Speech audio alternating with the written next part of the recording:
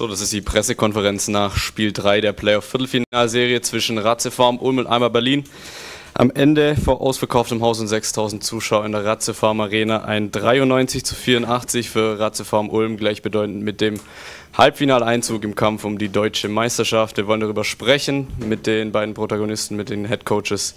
Starten wie gewohnt mit dem Gästecoach. Coach Kayes, your thoughts about today's game, please. First, to congratulate our opponent, Ulm, for the win in the game and in the series. So, congratulations for Coach Ty. I think that this game were similar in terms of the level of aggressiveness and defense that we faced that produced on us a high amount of turnovers. Unfortunately, during the series, we didn't find a great solution to beat this aggressiveness, and as well the amount of free throws that we make the opponent to shoot.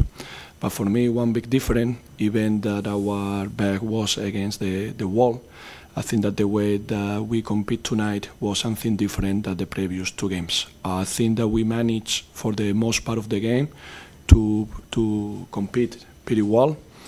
Last quarter, we have advantage of 6 points with a wide open three from Justin Bean that could have given us even a better situation to finish the last minutes. But unfortunately, I think in the last minutes, everything came together from long season, mentally and physically, and we couldn't finish strong. Despite of this tough loss, that we were not looking or we were not expecting this, I have to say that I'm extremely proud of this group of guys, because for the last 2 months, they worked extremely hard in order to bring back ALBA into the position to play postseason. I want to finish to wish all the luck to our opponent, ratiopharm Ulm, because as I said before the series, they were playing a hell of a basketball during the regular season, and they did it as well in this series. Thank you, Coach. Ty, what are your thoughts about today's game? What happened in last quarter? First of all, thank you, Coach. Pedro did a really good job with ALBA.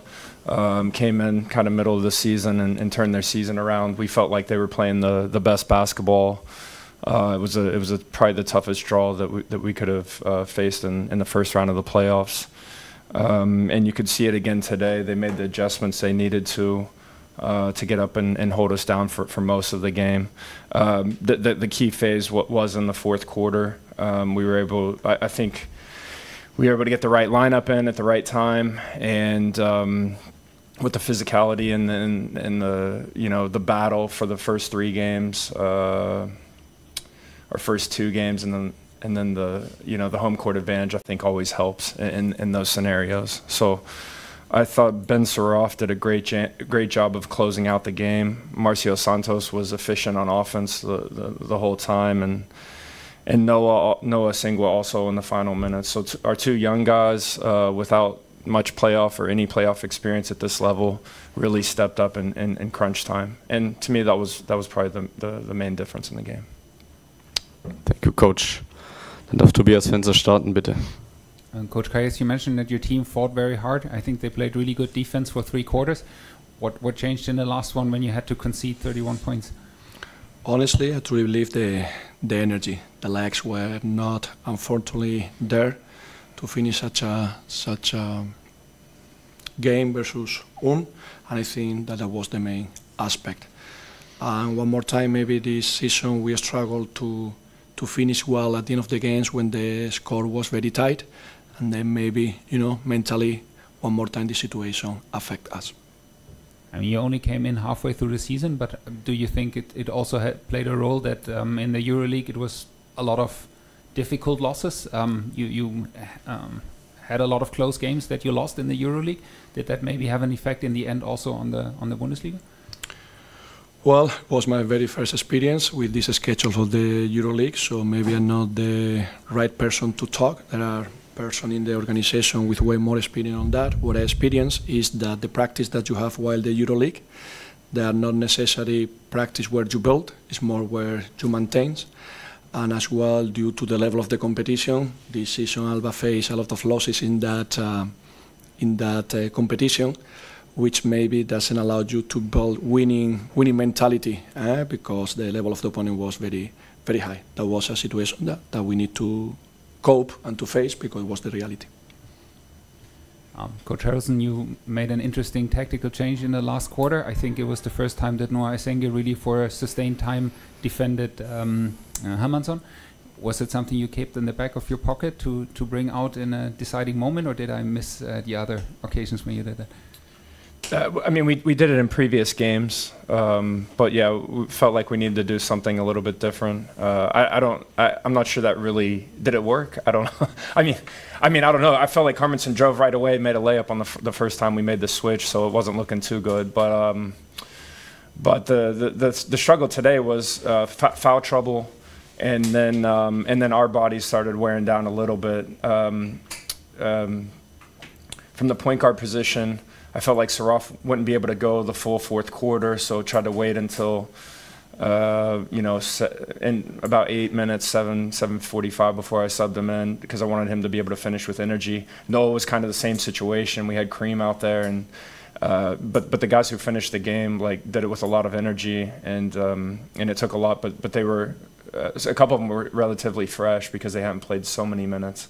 But yeah, we had some foul trouble and so forth today that changed the lineups around. And of course, with Noah, it's special because we can put him on the 5 and we can put him on the point guard and we can move him around, and it allows us to do a couple different things. But it's also tactically, like Pedro did a good job today, like putting pressure on us, sometimes playing with 2 5s, sometimes playing with no 5s and basically 4s who can shoot or drive and stretch the floor. So credit to them, to make us think on every possession, basically. Marcio Santos, I think, scored 23 in 20 minutes. Incredible offensive output, but again, he struggled with his fouls. Is that the one knock on him that you will talk to him about, having his fouls a bit more under control, or is it just happiness after such a performance in a deciding playoff game? Yeah, I'm gonna whoop him for all those fouls. No, he's trying to do what we ask him to tactically.